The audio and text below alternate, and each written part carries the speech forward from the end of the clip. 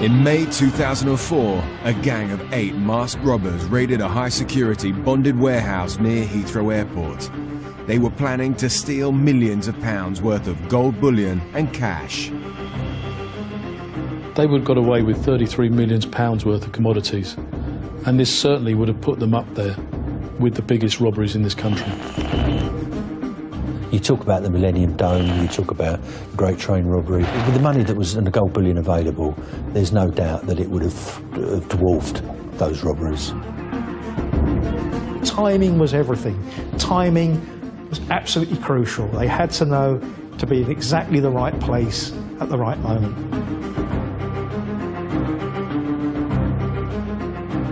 But instead of a jackpot, they found the flying squad. This is the spectacular story of how Scotland Yard's elite flying squad prevented what would have been Britain's biggest heist.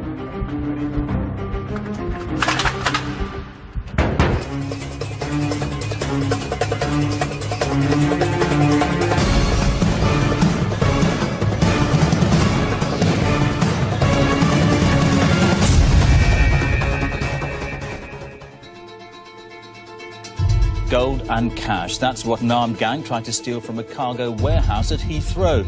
The gang raided the warehouse this morning. They threatened staff with knives and cudgels. Armed police were lying in wait for the gang, and 7 people have been arrested. It's quite ironic that neither the police or the robbers were aware of each other's existence. It wasn't until it reversed through the shutters that you realised that actually this was game on.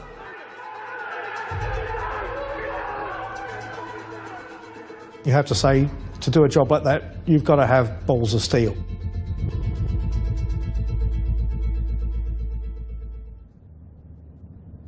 At the heart of global business, London is one of the world's largest financial centres and home to the busiest international passenger airport in the world, Heathrow.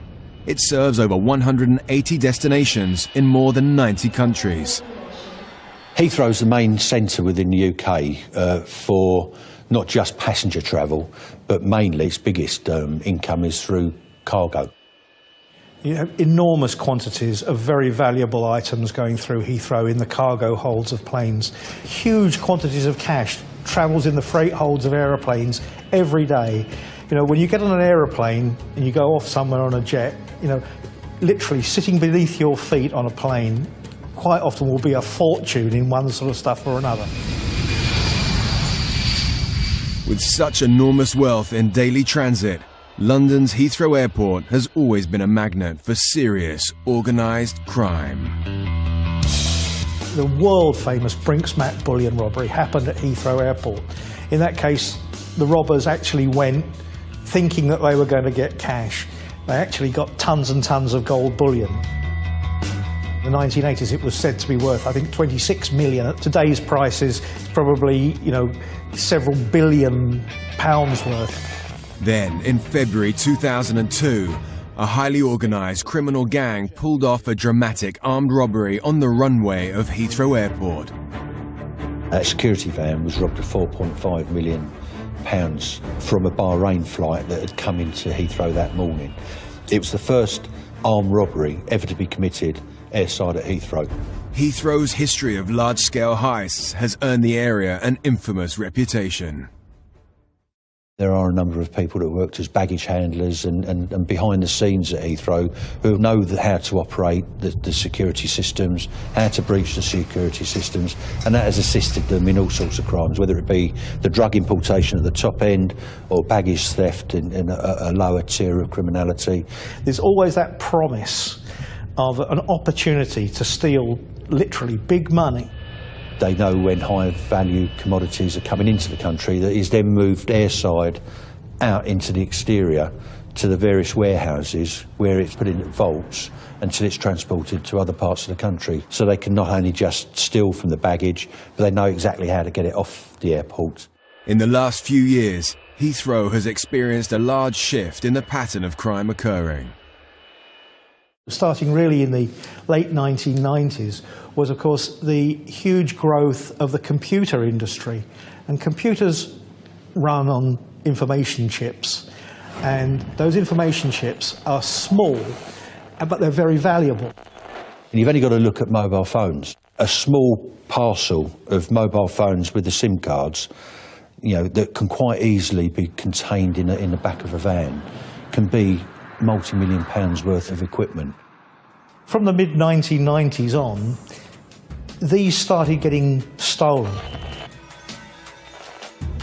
And this built up a real pace into the 21st century. You know, in 2003, 2004, they were getting, you know, almost a robbery a week. And these robberies were rarely less than about £250,000 worth of goods. With such an epidemic of organised crime, things were getting out of control. This was a problem for the police because Heathrow Airport is actually on the outer margins of the Metropolitan Police District. But a lot of these robberies was happening either in Surrey Police Territory or the Thames Valley Police Territory or Hampshire Police Territory. And, if you like, there was no joined up investigative capability there. It was always somebody else's problem. So for the thieves, it was almost an ideal situation. To the point where a number of major companies were looking at pulling out and relocating over onto the continent. So it became an issue at government level. Scotland Yard's Flying Squad, an elite crime-fighting unit combating the most violent of London's armed criminals. They were drafted in with the formidable task of cracking down on the key criminals and bringing them to justice. The Flying Squad is the only detective branch on mainland UK that has detectives who are authorised for surveillance and armed operations and carry firearms. There isn't another unit in the country that has that capability. The Flying Squad would investigate crimes from cradle to grave, and that would be from the initial allegation being investigative to any proactive operation that was subsequently mounted to identify and arrest those that were responsible for the crime. If it's armed robbery anywhere in the London area, it's a job for the Flying Squad. In March 2003, Operation Grafton was formed with the specific task of combating organised crime in the Heathrow area. A dedicated team of officers, you know, with a very good surveillance capacity, you know, criminal intelligence background and so forth, were put in place to try and identify who was doing this, because there was always a feeling that it could only be a very small cartel of people who were really behind nearly all of these crimes. Operation Grafton, when it looked at the profile of the criminals that were operating in those early days in and around Heathrow, identified something like 200 to 300 criminals that lived down the M4 corridor. There's two types of major league criminal been working at the airport over the years. There are thieves who steal things from the warehouses by sleight of hand, by literally prizing open boxes and taking out the valuable contents. And there are robbers. These are the people who go in with guns, put them in somebody's face and say, "Give me the goods." But what you had is a small number of criminals that were organising, if you use in an old terminology, the draftsmen that put the jobs together. And then they would bring in other criminal elements of a lesser nature, usually criminals that had ducked underneath the police radar because they hadn't quite reached the level of criminality that brought them to notice. Operation Grafton was set up to combat the number of crime that was occurring in and around Heathrow Airport. It was established to set up lines of communication between the three force areas, namely Surrey, the Metropolitan Police and Thames Valley area, so that they all worked in a coordinated fashion. But Operation Grafton was facing other challenges. All of the criminals that operate in and around Heathrow Airport are very tight-knit, and they're infamously famous to try and infiltrate, almost impossible at the end of the day. We found that whenever we drove into Stanwell and we walked into local pubs and it was just like a Wild West, it just went quiet, and you know, they already knew we were there 10 minutes before we turned up. It's quite an experience. The police were struggling to infiltrate the tight band of criminals operating in the Heathrow area. To catch the perpetrators, they desperately needed information. But with such a tight network of criminals operating in the area, How would the flying squad be able to penetrate the inner criminal fraternity?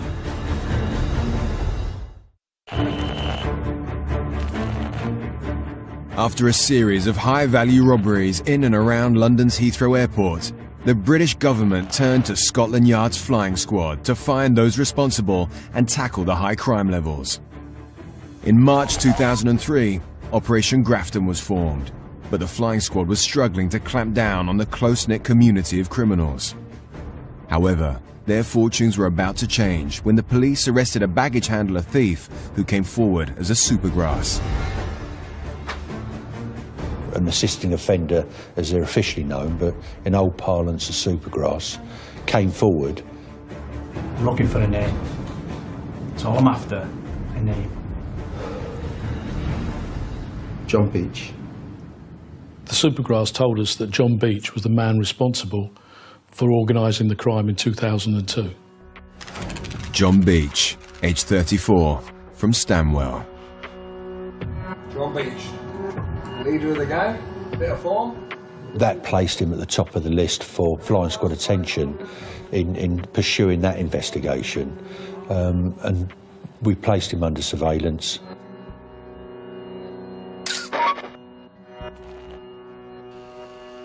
He was a very important criminal spider sitting at the centre of a large criminal web.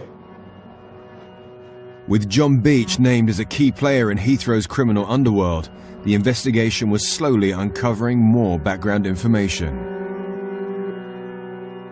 Beach worked for a logistics company around Heathrow Airport.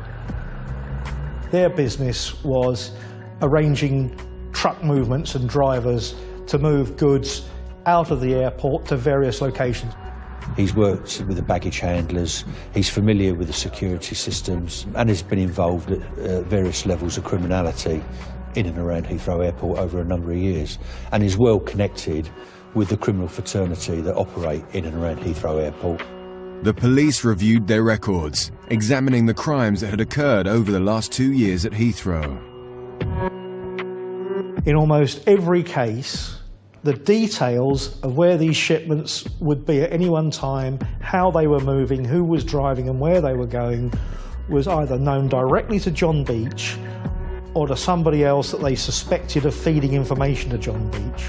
He was the main player in organising not just the crime, but the individuals that were recruited with their various individual skills.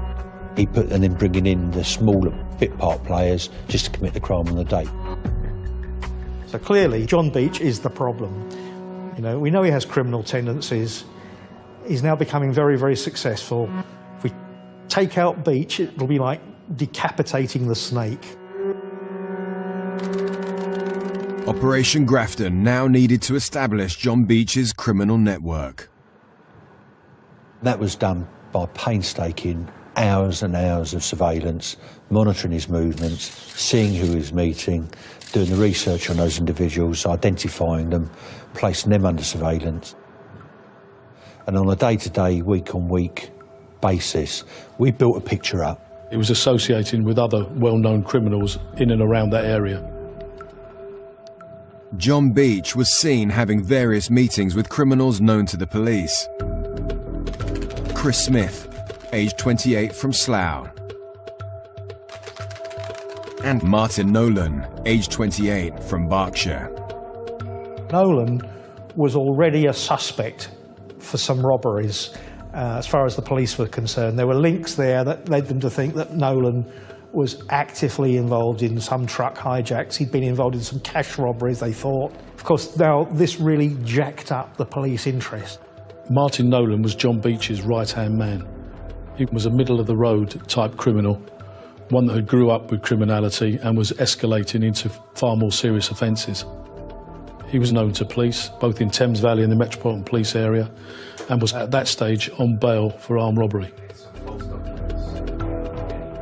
Chris Smith was Martin Nolan's lieutenant, and as such was carrying out his instructions.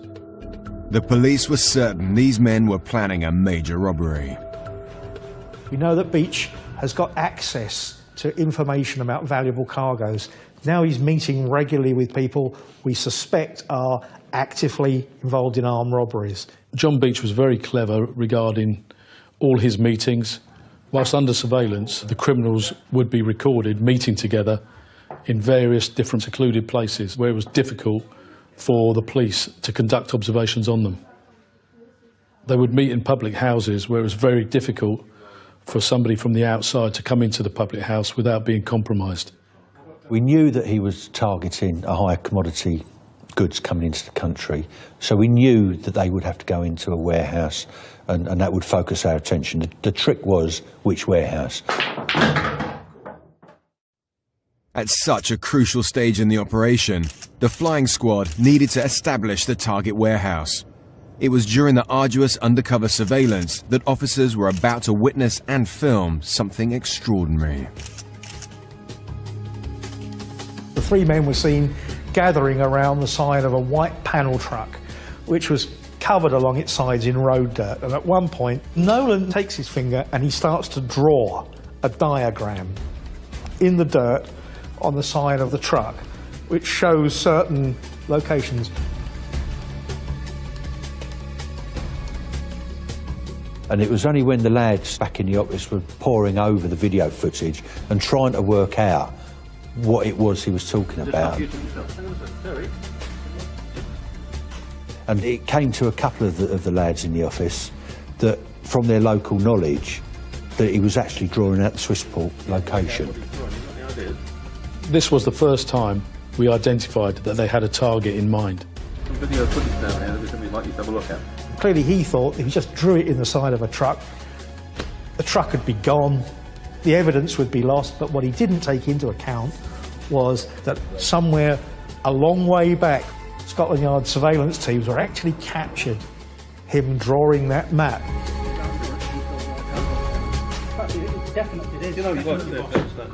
We knew that we were game on. We knew that they were at the advanced stages of committing an offence. It raises the stakes, because you know that they're towards the end game. Nobody wants to be the one that actually compromises a job and blows it out. So it puts pressure on everybody. Swissport provides global airport and aviation services for over 100 million passengers. Situated in 36 countries, it is also the world's largest cargo handling company, with a staggering turnover in 2010 of approximately 1.3 billion euros. They have a number of bonded warehouses around the world where, say, cargoes coming in, for instance, to Heathrow Airport need to be cleared by customs, but it would hold up the airline business if that was done at the airport. So it's shifted out of the airport premises out to a big warehouse like Swissport. The warehouse has layers of security, starting with, electrified perimeter fences, very high fences with razor wire on top to stop people actually climbing over into their premises.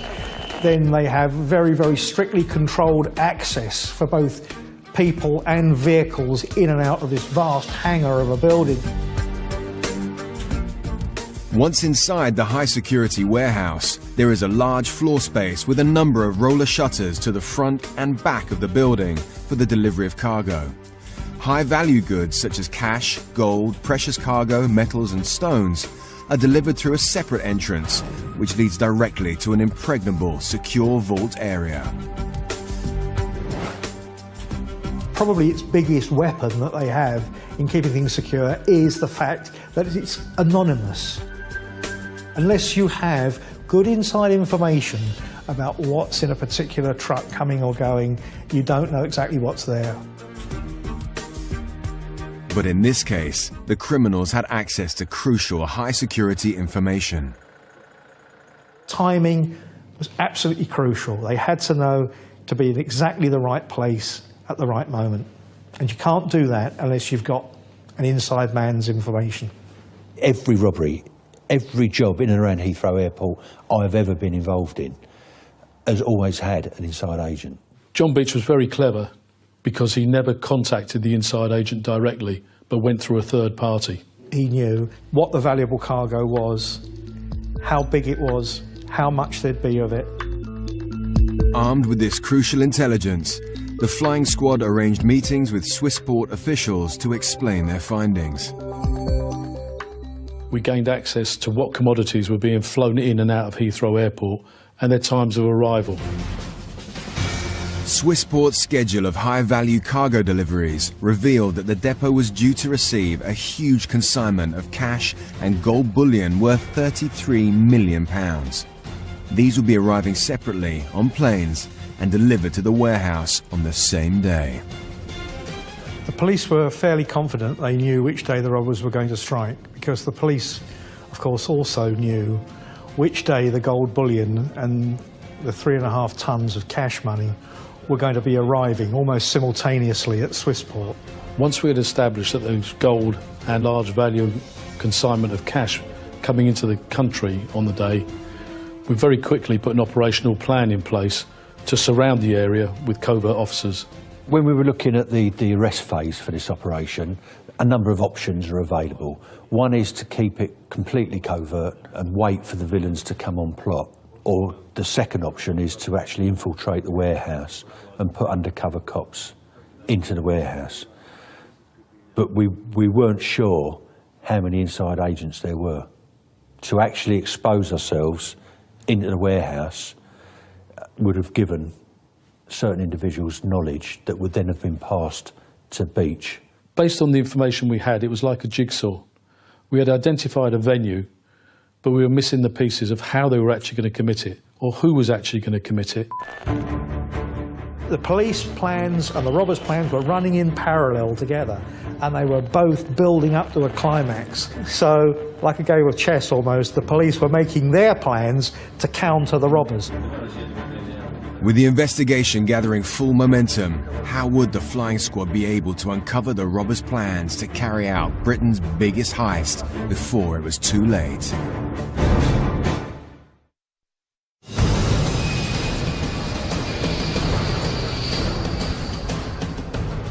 Career criminal John Beach had expertly brought together his criminal associates Martin Nolan and Chris Smith to plan Britain's biggest heist.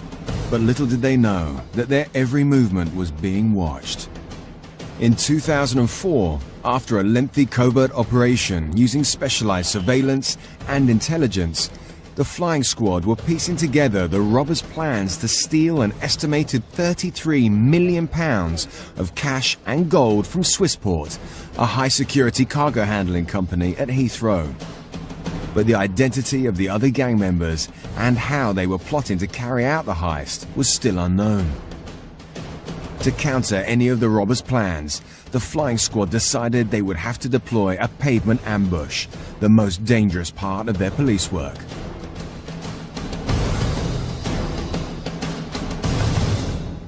The technical term is armed intervention. Whether it be a hard stop on a vehicle, on suspects with firearms in their hands, going across the pavement, as we call it, at the point of committing an armed robbery. It gives you the maximum amount of evidence that can be achieved as you're actually taking them out just prior to them committing the offence. So whilst it is the most dangerous part of the operation for a flying squad officer, it is the most important part of any conclusion of an operation to get the quality of evidence we need to convict. A pavement ambush is a high-risk strategy that has many dangers, not only to the police, but also to the offenders, but more importantly to the public themselves. Safety is always a paramount concern. We won't put a pavement ambush in if it will put people or members of the public in danger. We would rather leave it and fall back to other tactics. There have been many, many times when armed operations in these circumstances have gone wrong and people have been shot, the police have shot. In my career, many people in the commission of robberies, and on occasions I've known people personally who've been shot and wounded by robbers during this kind of operation. With such a risky strategy, the operation needed to be flawless. But to do this, the police needed the cooperation of Swissport in helping them catch the criminals. We had to impress on the Swissport senior management that this had to be just like any other day at the Swissport depot. Should anything have been out of the ordinary, then the inside agent may well have realised that, and the whole operation would have been compromised. It's an awkward conversation because paramount to everybody's thoughts was the safety of the employees at Swissport. We had to make sure that we didn't put those individuals in any risk. It was very difficult to plan for every contingency when you have such limited information and just have the venue without knowing how it was going to be committed or how many people were actually going to commit the offence. We couldn't guarantee the successful conclusion of the operation by infiltrating the workforce because we didn't know how many inside agents there were. With Heathrow and Swissport's full assistance, the flying squad were edging closer to completing their mission. But time was fast running out. Who and how the criminals were planning to execute their robbery was still unknown. We could only go on our previous intelligence, and that was the robbery in 2002. That was committed by two men dressed as BA staff, carrying a firearm, and this robbery was committed airside. So we had no idea whether the robbery was going to be committed when the plane landed, or whilst it was travelling to the Swissport depot, or actually at the Swissport depot itself. There were a number of ways they could have committed this offence, and we had to be prepared for every one of them. Every crime syndicate is made up differently. There's usually a draftsman that puts the job together, but where you've got a job like Swissport, it didn't just need people to drive the vans, put the job together, who had the contacts to get rid of the high-value commodities after the robbery. You needed muscle on the day. Beach, the Nolans would have all known individuals that they could call on. With such high stakes, the flying squad's ambush tactics needed to be perfect. On the 17th of May 2004, the day of the heist had finally arrived. There was a briefing in the early hours of the morning, where each officer and each unit was assigned specific tasks. Each officer was briefed that he had to be aware of his surroundings and not to disturb the environment around Heathrow Airport, as this may well compromise the operation. The majority were surveillance and firearms operatives because of the type of work we were doing on the day. They were supported by arrest teams. So there was a mixture of false firearms officers, flying squad armed arrest cars, surveillance personnel who were armed themselves for their own protection. We also had dog handlers, other specialists and other agencies that were present because of the type of criminality we were dealing with. There was over 100 police officers deployed in and around Heathrow Airport and around the Swissport depot.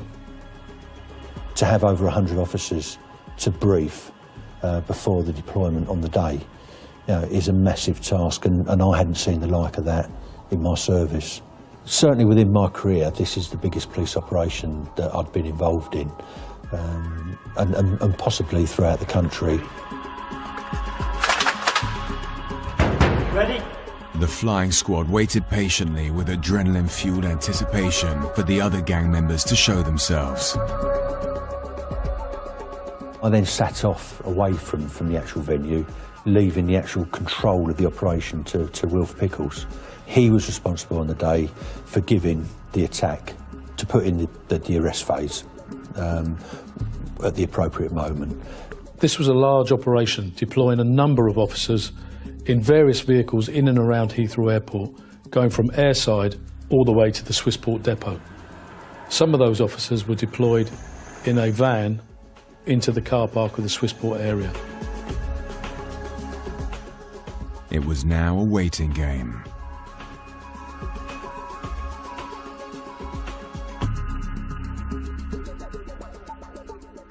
I was sitting a distance away from the venue with a reporter and a photographer from a national newspaper who had been authorised to cover the robbery.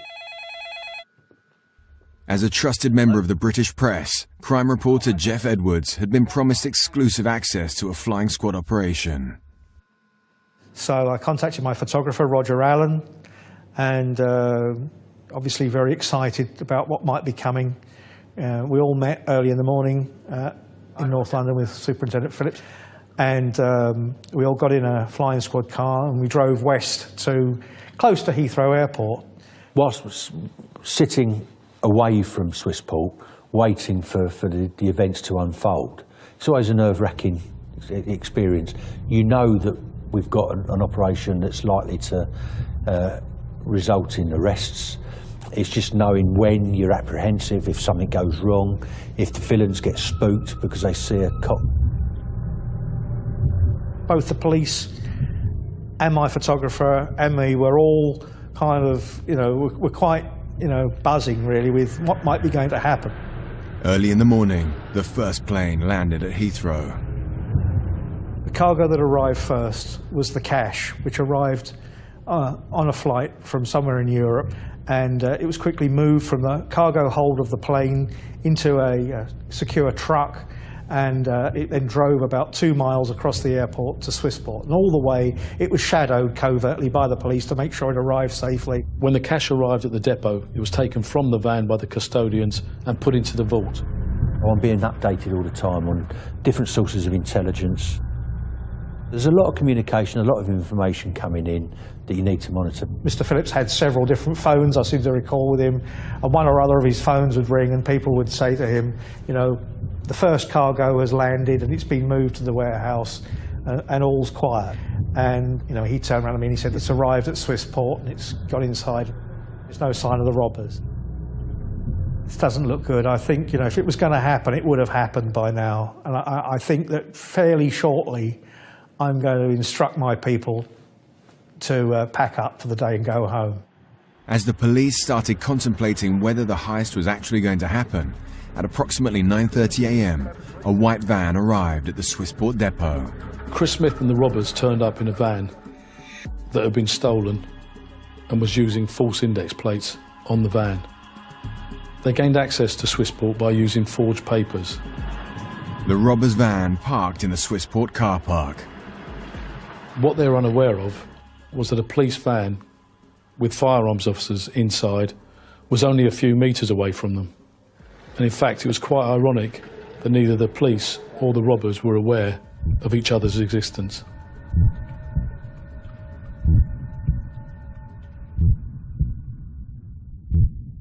Literally, side by side. Very shortly afterwards, the plane carrying the gold bullion touched down. From the airport and covertly shadowed by the police, it was then delivered to the Swissport warehouse. However, the lorry was too large to drive straight into the high-security vaulted area. The gold was instead offloaded onto the warehouse floor before it would then be taken to the vault. There will be a short window of opportunity where this load of bullion will be vulnerable is when it's physically unloaded back from the back of the truck that's just brought it from the airport, and it's got to move across this warehouse floor to the secure compound. It was now or never. After the gold had been delivered, the white van then all of a sudden immediately reversed back through the shutters. We had no idea how the actual robbery was going to take place. But when the van actually went through the shutters, we knew then that this was the offence.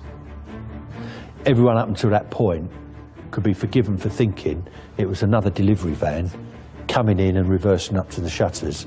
It wasn't until it reversed through the shutters that you realised that actually this was game on. This was actually happening. With its engine still racing, the van was jammed in one of the roller shutters. 8 men came out from the van and immediately started to steal the gold. And 2 of them ran into the vault area where they were going to steal the cash and the diamonds. The gang were armed with wooden staves and knives, but often they intimated that they had guns in their possession. And they were shouting and being aggressive with these weapons, which frightened the Swissport staff. They knew where the vaults were and they knew where the gold bullion was. And some started to put the gold bullion on the van, others went for the vaults where the money was. They clearly knew what was where from the information they'd been given. Attack! Attack! Attack! The flying squad swooped in with their pavement ambush as the masked robbers were dragging the gold bullion onto their van. Once I heard the attack go in, I then, with my driver and the 2 press reporters, drove straight to Swissport. The armed police expertly put their ambush operation into action. The scene inside the warehouse at the time of the robbery and when the police were deployed would have been absolute chaos. There was 8 robbers inside the warehouse along with Swissport staff as well. And obviously the firearms officers then had to deploy and identify the robbers inside the warehouse. The whole point of the firearms officers deploying is the speed at which they deploy. They would have seen the robbers inside carrying the gold and immediately contained them within the warehouse. The firearms officers, once they went into the depot, immediately contained the area and arrested those suspects who were nearby. The police had successfully managed to contain the area and arrest the masked robbers. But amidst the chaos, 2 of the gang members managed to escape. One of the suspects ran along the side of the warehouse and escaped over a security fence. Another one of the suspects ran through the warehouse and then hijacked a van. As most of the masked robbers were arrested and detained, the flying squad now had a manhunt on their hands.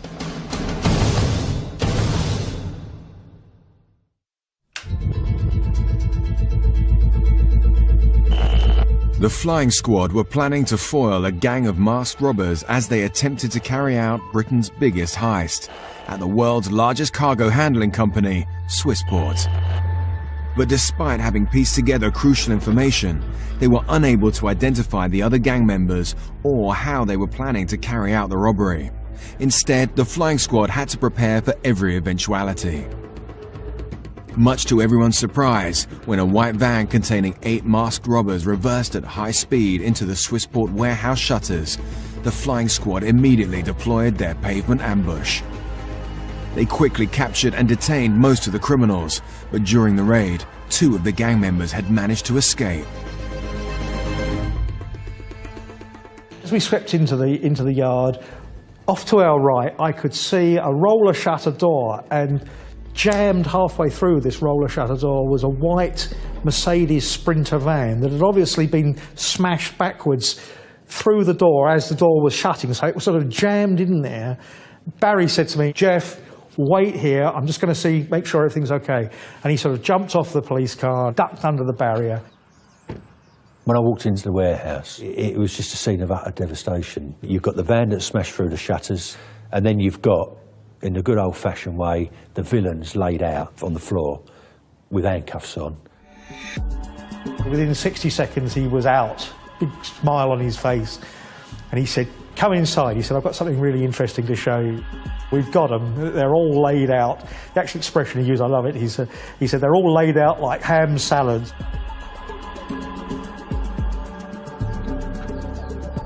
We walked into the warehouse, and sure enough, at various locations around the floor, there were men lying face down. Most of them by this point had been handcuffed, but they hadn't been moved from where the police had actually ordered them to the floor. For the first time, the identities of the masked robbers would be revealed. Chris Smith, aged 28, from Slough. Derek Sheehan, aged 32, from Hammersmith. John Davis, aged 20, from Slough. James Fox, aged 30, from Ascot. Anthony Charles, aged 34, of No Fixed Abode. Alan Lamont, aged 30, of Slough. One of them was very upset, did a lot of shouting and swearing and made a lot of threats to the police and to me and to others. It was, it's water off a duck's back. You expect that sort of thing in those circumstances. We were only probably 2 minutes behind the action. And it was an extraordinary sight because it was slightly eerie because there was really no movement, not much going on at this stage, because clearly the police were just holding the situation while other police vehicles were brought there to take the prisoners away. The crime scene was very fresh. My photographer started to photograph pretty much everything he could see. One of the robbers, the police had grabbed him, they'd handcuffed him and they sort of sat him down, and he still had a sort of a ski mask pulled down over his face. And as we walked round there, Superintendent Phillips said to a couple of his officers, "Let's have a look and see who he is." And they rolled up the mask, and it was this guy, James Fox. Fox was actually sitting up against one of the boxes of bullion, with what we dubbed it the Hamlet moment. You can imagine that tune cutting in at that point of, you know, when his realisation of how his day had suddenly all gone terribly wrong.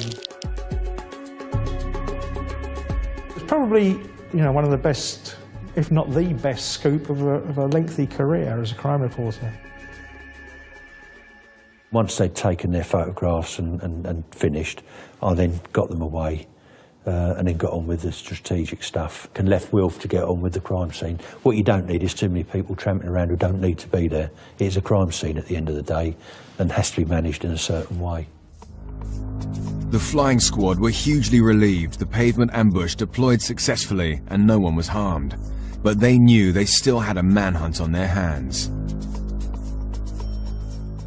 One robber was on the loose. He had run down the yard at the back of the warehouse, and the next premises along was an Esso fuel depot that supplied aviation gas to Heathrow. And he got over the fence into that depot, chased by the police, but had been last seen disappearing into that tank farm. Whenever somebody gets away, there's always a thought that it's the informant that gets away. And on this occasion, no, we didn't have an informant. The only informant we had was the supergrass that put us onto this gang in the first place. What happened on the day was just good luck on the part of the villain, bad luck on ours. With one of the robbers disappearing without a trace, there was a crucial chase to catch the other fleeing gang member. His name, Stephen Nolan, aged 23, of Wraysbury. He was Martin Nolan's younger brother. He forced the driver out of the cab, jumped in the cab of this 2.5-ton white truck, gunned the engine, gone racing out of the yard, smashed through the drop-down barrier on the exit, tore off into the side streets around Heathrow, hotly followed by the police, and there was a hair-raising car chase. Went on for about 15 minutes until Nolan drove onto a small housing estate nearby, crashed the truck into a wall, jumped out and ran fairly predictably to the house of his girlfriend. Within minutes, the police had surrounded the flats and he was arrested.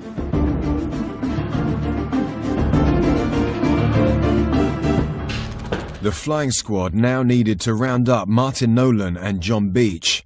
These criminals tried to keep their hands clean by not taking part, but the net around them was tightening. As soon as Nolan realised that the police had arrested his accomplices, Nolan then left London and travelled to the West Midlands. Martin Nolan was eventually arrested at East Midlands Airport when he was awaiting the arrival of a friend. Beach, of course, who was the main architect of the job, had an alibi for the robbery itself. He was at work back at Heathrow Airport, probably waiting for the joyous news that there'd been an enormous robbery and you know, that it had been a clean getaway. On the day of the robbery, John Beach was conducting his deliveries as usual. However, what he didn't realise was he was under surveillance.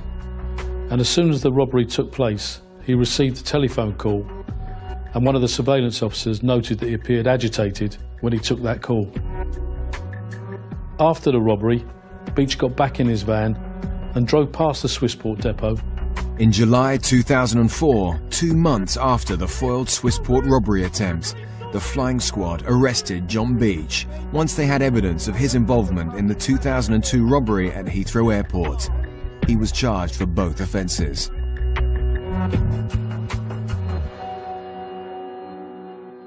With all the criminals safely in police custody, their trial dates were set. The men pleaded guilty to conspiracy to rob Swissport, except Martin Nolan and John Beach. You have been found guilty. Whilst Martin Nolan was found guilty, the jury were unable to reach a verdict on John Beach. In his 2006 retrial, John Beach was finally found guilty for both the Swissport and the £4.5 million airside robbery in 2002. Following the successful outcome of the Swissport investigation, organised crime in and around Heathrow Airport fell by a dramatic 84%.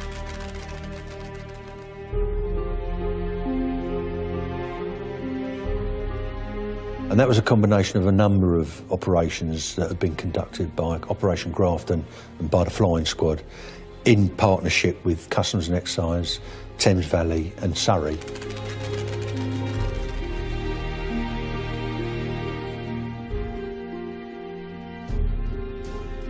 But predominantly the high-profile operation that really drove down, got the deterrent message out that the Met Police had actually got a grip of crime in that area was Swissport.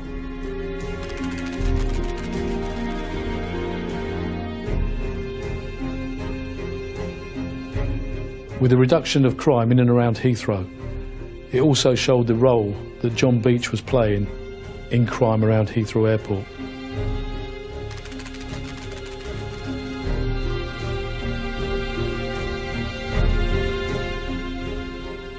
If the gang had got away with all the gold and all the money that was available to them that morning, it would have been, without any question, Britain's biggest ever heist.